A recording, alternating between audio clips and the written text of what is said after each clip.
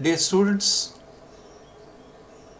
once again we are meeting after a gap of 1 week to continue with antenna and radio wave propagation. In that, we have to begin with a tropospheric wave communication. We have studied the communication by means of an ground waves and also the communication by means of an space wave. Students, the ground waves are unable to propagate for UHF and VHF range frequencies because they are propagating by touching to the earth's surface. If suppose height of transmitting and receiving antenna is sufficiently elevated from the earth's surface, under that particular conditions, the space waves are also unable to communicate the signal beyond the line of sight. To communicate beyond the line of sight, we are aware that the field intensity for ground wave it decreases rapidly, and the refraction of space wave in this particular region it is not possible. So that's why in this particular region the communication is done by means of the waves known as the tropospheric waves. Hence, the tropospheric waves are responsible that carry the information at a height above the Earth's surface 10 km.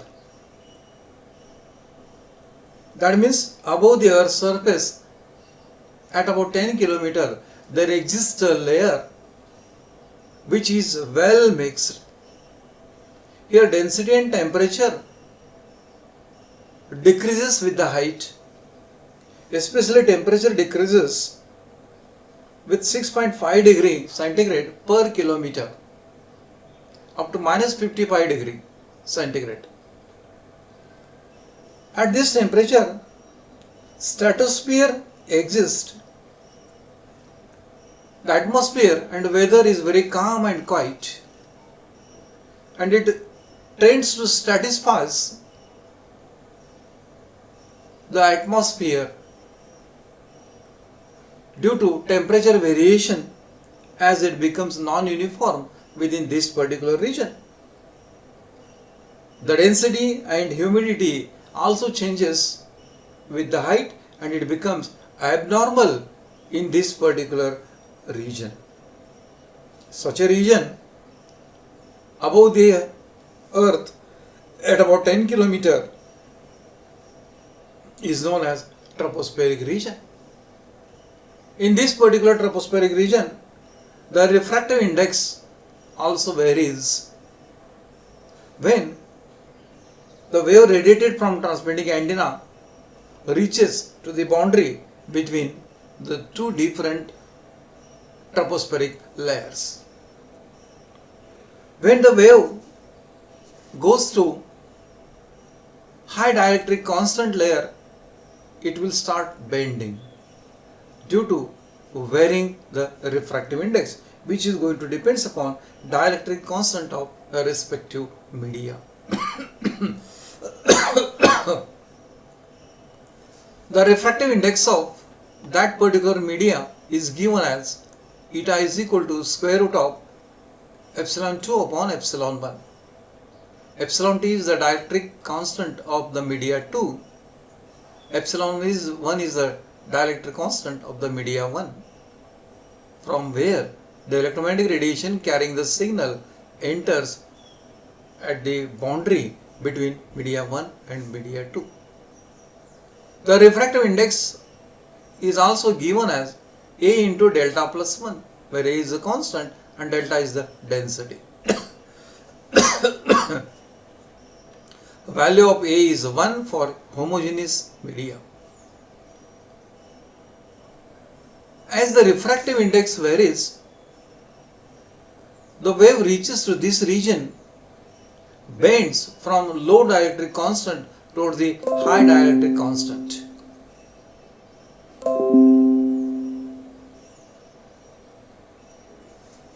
As it bends from low dielectric constant to high dielectric constant, after bending it takes curved shape and reaches to the earth. When it reaches to the earth, it will be reflected back.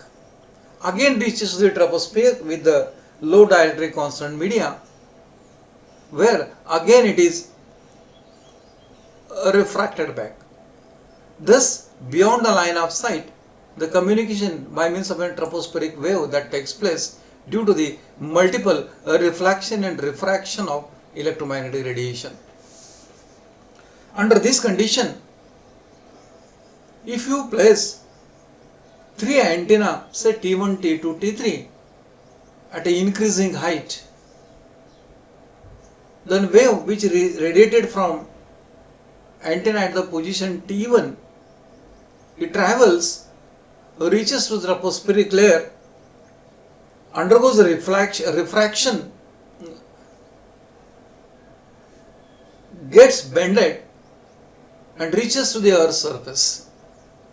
On earth's surface, it is reflected again to travel upward towards the tropospheric region, where again it is refracted back. Thus, wave undergo multiple refraction and reflection.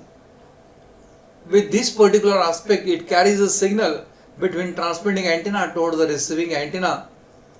Such a type of way of propagation is known as duct propagation, and this aspect is used to carry the signal beyond the line of sight to cover a large distance. The wave which is radiated by antenna T2, which is slightly more than that of the antenna T1, it will bend slightly and it will take the shape of earth. Such wave is not useful for the receiving antenna to receive the signal at a considerable height. Again, if you think out the wave radiated by the antenna T3, antenna position T3, which is more than that of T1 and T2, it will not undergo bending itself. It will cross the troposphere and reaches to the ionosphere, and which is going to be useful for the sky wave propagation. Now, if you place all these 3 antenna at the same point, then some of the radiations, electromagnetic radiations, will reaches to the troposphere, undergo refraction, reaches to earth, gets reflected back, and it will undergo the duct propagation and carry the signal beyond the line of sight. Some of the radiation will take the shape of earth and they are not useful for the communication. But some of the electromagnetic radiation escapes the tropospheric region and they are again used for the sky wave propagation. The wave which reaches to the troposphere gets refracted, undergo reflection, and due to refraction and refraction of electromagnetic radiation, it carries the signal to cover a large distance even beyond the line of sight. That type of propagation, even it is to be done in a shadow zone, is known as duct propagation, and the refraction that undergoes in the troposphere is known as super refraction. Sometimes in the winter season there exist dew droplets, which we can call it as a fog, with the size of 0.01 millimeter in a diameter, separated by 1/4 centimeter apart. They can absorb the energy carried by means of tropospheric waves, and that's why the wave may undergo attenuate. In certain tropospheric region, the refractive index produces the turbulence. Turbulence means high density electromagnetic radiation due to the water droplets. And the energy travels by the wave through the troposphere above the intersection of horizon, and they undergo the scattering in a shadow zone. Also, in non-turbulence condition, small reflection produces the scattering effect in the shadow zone. Friends, same we are going to observe in this particular diagram. Here is the location of transmitting antenna. This is the shape of Earth's surface. This is the shadow zone where normal space waves and ground waves unable to reach for carrying the signal. But if you increase the height of transmitting antenna up to 10 km above the Earth's surface, that means if the transmitter has that particular power to transmit the signal with maximum frequency, it will reach us to 10 km height where the tropospheric layer is going to be located. Then some of the radiation, electromagnetic radiation, will attain the tropospheric region. As the dielectric constant is less, it will bend towards the Earth.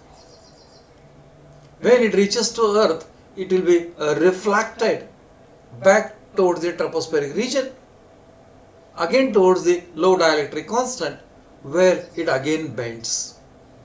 Thus it undergo a reflection and refraction. By this particular way, it carries the signal even in the shadow zone beyond the line of sight. This way of propagation, you can call it as it is a duct propagation. And the refraction that takes place, it is known as super refraction. So this is the distance which is known as space wave propagation range. Up to this, the wave directly came. After this, the super refraction is capable to produce the duct wave to carry the signal even in the shadow zone by the means of tropospheric waves. There are some of the radiation which slightly bends and takes the shape of Earth. They are unable to reach to receiving antenna. There are some of the radiation which crosses the troposphere and can be used for ionospheric region, acting as a sky waves. Thus, this is the way by means of which the tropospheric waves are used for the purpose of communication. As you have studied just now, there is a scattering effect. So here is a transmitting antenna, here is a receiving antenna. This is the shape of the Earth, which is curved shape. The wave reaches, transmitted, will travel in a straight line, and the wave those reaches to the receiving antenna, they will be refracted. The reflected rays and transmitted rays going to meet with each other, producing the scattering effect, especially in a shadow zone. So these are the ways by means of which how the signal is carried by means of a tropospheric wave at the height 10 km above the Earth's surface. Dear students, please remember this much about the tropospheric wave communication. Next time we will go for the sky wave communication.